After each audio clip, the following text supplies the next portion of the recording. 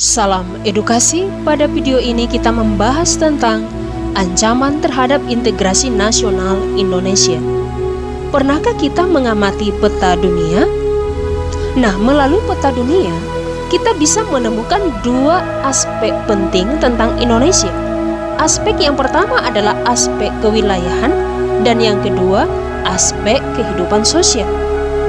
Dari segi aspek kewilayahan, maka posisi negara Indonesia berada di tengah-tengah dunia, dilewati garis khatulistiwa, diapit oleh dua benua Asia dan Australia, berada di antara dua samudra Hindia dan Pasifik, dan wilayah Indonesia berada pada posisi silang yang sangat strategis dan ideal.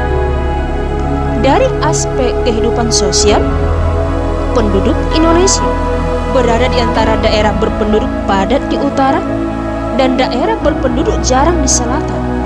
Ideologi Indonesia terletak di antara komunisme di utara dan liberalisme di selatan.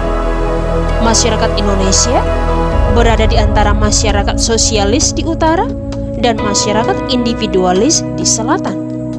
Dan kebudayaan Indonesia berada di antara kebudayaan timur di utara dan kebudayaan barat di selatan. Ancaman adalah setiap usaha dan kegiatan, baik dari dalam negeri maupun luar negeri, yang dinilai membahayakan kedaulatan suatu negara, keutuhan wilayah suatu negara, dan keselamatan segenap bangsa.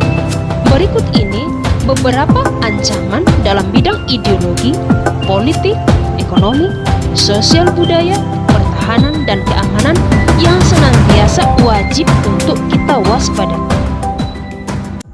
Ancaman bidang ideologi, Indonesia menolak dengan tegas paham komunis dan Zionis. Namun bukan berarti bahwa bangsa Indonesia terbebas dari pengaruh paham liberalisme. Untuk saat ini, masyarakat Indonesia cenderung mengarah pada kehidupan liberal yang menekankan pada aspek kebebasan individual.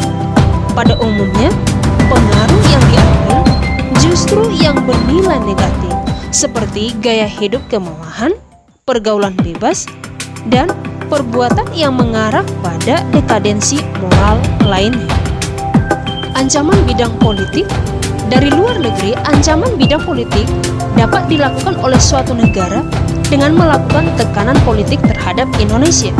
Ada intimidasi, provokasi, atau blokade, di mana politik merupakan bentuk ancaman non-militer berdimensi politik yang seringkali digunakan oleh pihak-pihak lain untuk menekan negara lainnya.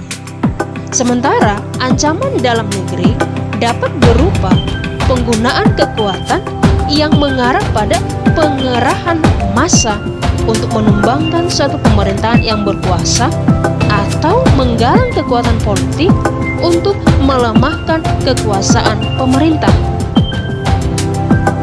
Ancaman bidang ekonomi, ekonomi suatu negara tidak bisa berdiri sendiri. Globalisasi perekonomian mengharuskan penghapusan seluruh batasan dan hambatan terhadap arus modal, barang, dan jasa. Ketika globalisasi ekonomi terjadi, maka batas-batas suatu negara akan menjadi kabur dan keterkaitan antara ekonomi nasional dan perekonomian internasional akan semakin erat. Berikut salah satu ancaman kedaulatan Indonesia dalam bidang ekonomi. Indonesia akan kedatangan barang-barang dari luar dengan adanya perdagangan bebas yang tidak mengenal adanya batas-batas negara. Nah, hal ini mengakibatkan semakin terdesaknya barang-barang lokal, terutama barang tradisional. Ancaman bidang sosial budaya, ancaman dari dalam dapat ditimbulkan oleh isu-isu kemiskinan, kebodohan, keterbelakangan, dan ketidakadilan.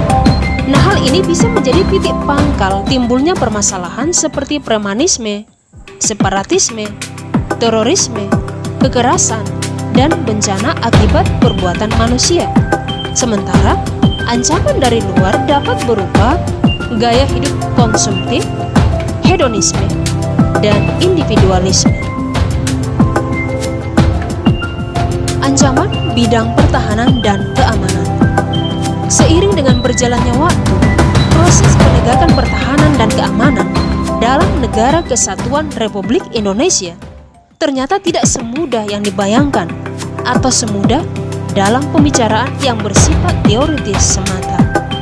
Masih ada masalah teror dan konflik SARA yang terjadi di beberapa wilayah di Indonesia.